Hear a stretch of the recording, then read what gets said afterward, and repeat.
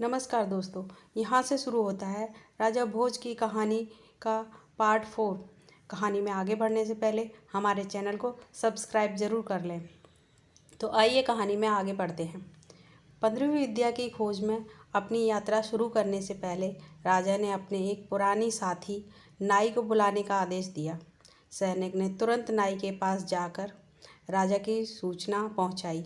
जैसे ही नाई को पता लगा कि उसे राजा भोज ने याद किया है, वह तुरंत राजा के पास दौड़ा चला आया। राजा ने उसे आगे की सारी योजना बताई और कहा, हमें कुछ वक्त के लिए राज्य से दूर जाना है, इसलिए आपको भी हमारे साथ चलना होगा। नाई ने कहा, ठीक है महाराज, जैसी आपकी आज्ञा। अब राजा ने 2 घोड़े मंगवाए और सफ़र का ज़रूरी सामान लेकर हिमालय पर्वत की ओर अपनी यात्रा आरंभ की।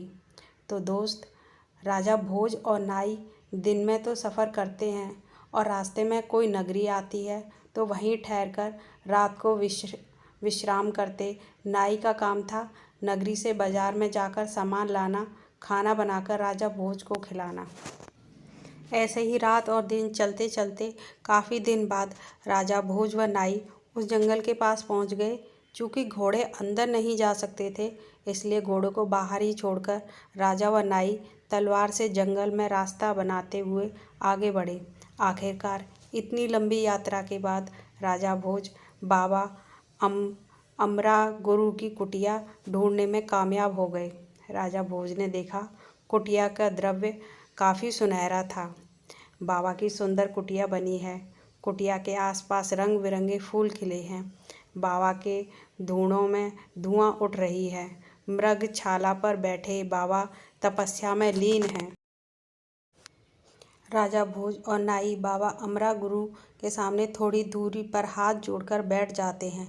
लेकिन 1 सप्ताह हो गया, बाबा तो आंखें ही नहीं खोलते। तो राजा भोज ने कहा, जब तक बाबा आंखें नहीं खोलते, हम आश्रम की साफ सफाई कर देते हैं। और दोनों आश्रम में काम करने लगे। नए नए और फूल लाकर लगाए, जंगल से सूखी लकड़ी लाकर धूणा के पास इकट्ठी कर दी और आराम से रहने लगे। 1 महीना बीत गया, तब कहीं जाकर बाबा अमरा गुरु ने आंखें खोली और अपने सामने एक राजा व एक नौकरी को बैठा देखा, जो हाथ जोड़कर बाबा की तरफ जिज्ञासा भरी नज़रों से देख रहे थे। बाबा ने कहा, बच्चों, मेरे पास आओ और अपना परिचय दो, क्योंकि तुम इतने भयंकर जंगल को पार करके मेरे पास आए हो। यहाँ कोई इंसान नहीं आ सकता। आप लोग इतना कष्ट उठाकर मेरे पास आए हो तो ज़रूर कोई आवश्यक कार्य होगा। इतनी बात सुनकर राजा भोज व नाई बाबा के पास गए और चरणों में बैठकर राजा भोज ने कहा, हे महाराज, मैं राजा भोज हूँ और मैं बड़ी आशा से आपके पास आया हूँ। कृपया आप मेरी समस्या का समाधान करें। बाबा बोले, बच्चा, क्या समस्या है? राजा भोज, महाराज, मैं 15वीं विद्या सीखने आया हूँ। कृपया आप मुझे 15वीं विद्या का दान दें तो आपकी बड़ी कृपा होगी। बाबा, ओहो बालक, तू तो बहुत ही बड़ी समस्या लेकर आया है, किंतु एक बात बता, तुझे मेरा पता बताया किसने? राजा भोज, महाराज, एक बाजीगर ने। बाबा, ठीक है, परंतु राजन, इस विद्या को सीखना हर किसी के बस की बात नहीं है।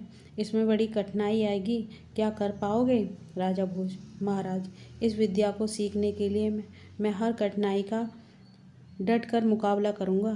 कृपया आप मुझे सही राह दिखाइए।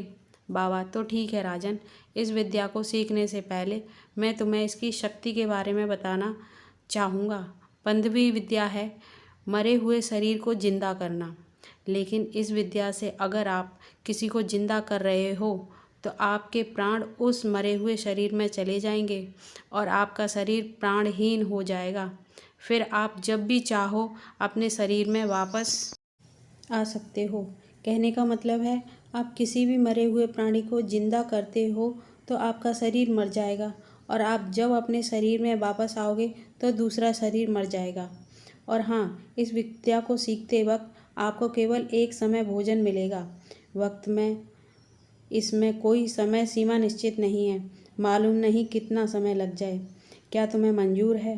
राजा, ठीक है बाबा, आप जो भी कहोगे मैं करूँगा। मुझे आपकी हर बात मंजूर है। बाबा, कल सुबह से आपकी शिक्षा आरंभ हो जाएगी। दूसरी सुबह बाबा ने राजा भोज को अपने सामने बिठा लिया और मंत्र सिखाना आरंभ कर दिया। अब राजा भोज का 15वीं विद्या सीखने का सिलसिला शुरू हो चुका था, लेकिन इसी के साथ शुरू हुआ एक भयंकर समस्या का शिलालेश, जिससे राजा अभी अनजान थे। दोस्तों, अब राजा भोज को बाबा मंत्र सुना रहे थे, तो नाई भी राजा भोज के पीछे बैठा बैठा मंत्र सुन रहा था, और उसने भी राजा के साथ साथ मंत्र रट लिए थे, और वह भी मन ही मन मंत्र का जाप करने लगा। ऐसे ही राजा भोज की शिक्षा 12 वर्ष तक चली। राजा भोज को बाबा जो भी मंत्र बताते उसे नाई भी तुरंत अपने जहन में बिठा लेता, यानी रट लेता, और जैसे जैसे राजा मंत्र का जाप करते वैसे ही नाई भी मन ही मन मंत्र का जाप करता रहता। कहने का मतलब 12 वर्षों में राजा भोज 15वीं विद्या सीख गए और साथ साथ नाई भी सीख गया। फिर एक दिन ऐसा भी आया कि बाबा ने कहा, राजन, अब आपकी विद्या पूर्ण हो गई है। अब आप अपने राज्य जाकर अपने राज्य का काम संभाल सकते हैं। और हाँ, एक बात का ध्यान हमेशा रखना, कभी भी इस विद्या का गलत इस्तेमाल मत करना। राजा ने प्रसन्न भाव से अपने गुरु की बात का मान रखते हुए हामी भरते हुए सिर हिलाया। अगली सुबह राजा भोज ने गुरु अमरा को प्रणाम कर एवं चरण स्पर्श कर जाने की आज्ञा मांगी। बाबा ने अपने प्रसन्नता भाव मुख पर लाकर उन्हें आशीर्वाद देकर जाने को कहा। अब राजा भोज नाई को साथ लेकर अपनी नगरी की ओर चल दिए। अब घोड़े तो थे नहीं, इसलिए पैदल ही बातें करते करते चले आ रहे थे। तो दोस्तों, अब आगे क्या होता है कि नाई के दिल में कपट जाग उठता है। नाई ने मन ही मन एक भयंकर साजिश रच डाली। नाई ने राजा भोज बनने की साजिश। राजा को अपने व्यवहार की ओर आकर्षित करने के लिए नाई गुमसुम होकर बैठ गया। राजा अभी उनकी कूटनीति से बिल्कुल अनजान थे, तो नाई को इस तरह गुमसुम बैठा देखकर राजा ने कहा, नाई, क्या बात है, तुम बड़े गुमसुम से नजर आ रहे हो। नाई, महाराज, मेरे दिल में एक बात है, आप बुरा ना मानो तो बताऊं। राजा भोज, नाई, जो भी बात है खुलकर बताओ।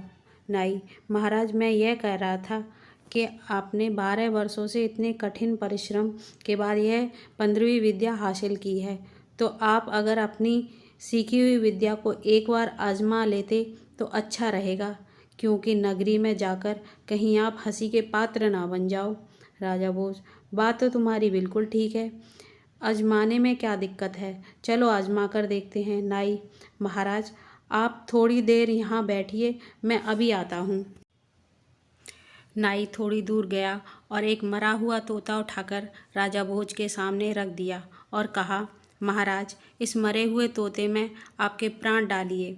राजा भोज, ठीक है, मैं मंत्र का जाप करता हूँ। राजा भोज मंत्र पढ़ने लगे और अपने प्राण तोते में डाल दिए। तोता जिंदा हो गया और राजा भोज का शरीर अचेत होकर गिर गया। इधर नाई अपनी साजिश में कामयाब होने लगा था। उसने मौके का फ़ायदा उठाया और तुरंत मंत्र पढ़कर अपने प्राण राजा भोज के शरीर में डाल दिए और नाई का शरीर भी अचेत होकर गिर गया। कहने का मतलब है राजा भोज तोता बन गए और नाई राजा भोज बन गया। राजा भोज, जो कि तोते के शरीर में है, देखकर चकित हो गए कि नाई ने यह विद्या कैसे सीख ली, और बोले, अरे नाई, यह तूने क्या कर दिया, तू मेरे शरीर में क्यों आ गया।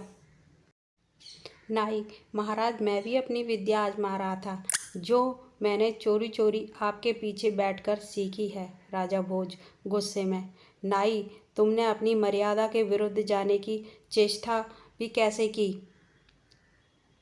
इस अपराध का दंड तुम्हें दरबार में दिया जाएगा। अब तू एक काम कर, अपने शरीर में वापस जा और मेरा शरीर खाली कर, ताकि मैं अपने शरीर में वापस आ सकूं। नाई, मैं आपको मूर्ख नजर आता हूं क्या, जो अपने शरीर में वापस जाऊंगा। बड़ी मुश्किल से राजा बनने का मौका मिला है, इस अवसर को मैं छोड़कर नहीं जा सकता, और आप तो एक तोते हो, तो भला आप मेरा क्या बिगाड़ सकते हो।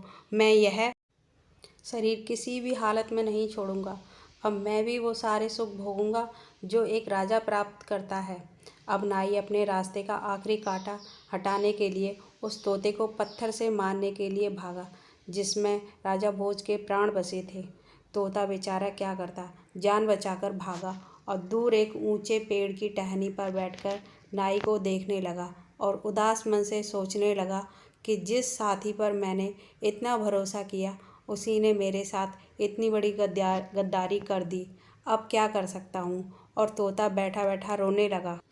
इधर नाई जो कि राजा भोज के शरीर में था, लकड़ियों और फूस को इकट्ठा किया और अपने नाई के अचेत शरीर को जलाकर राजा भोज की नगरी की तरफ चल दिया।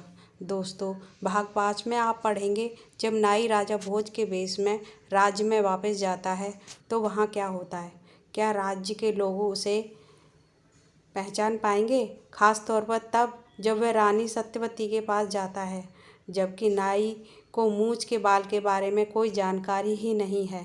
इस पर रानी की क्या प्रतिक्रिया होगी और राजा भोज जो एक तोता बन चुके हैं उन्हें अपना शरीर वापस कैसे मिलेगा। जानने के लिए बने रहें हमारे ब्लॉग वर्तमान सोच के साथ।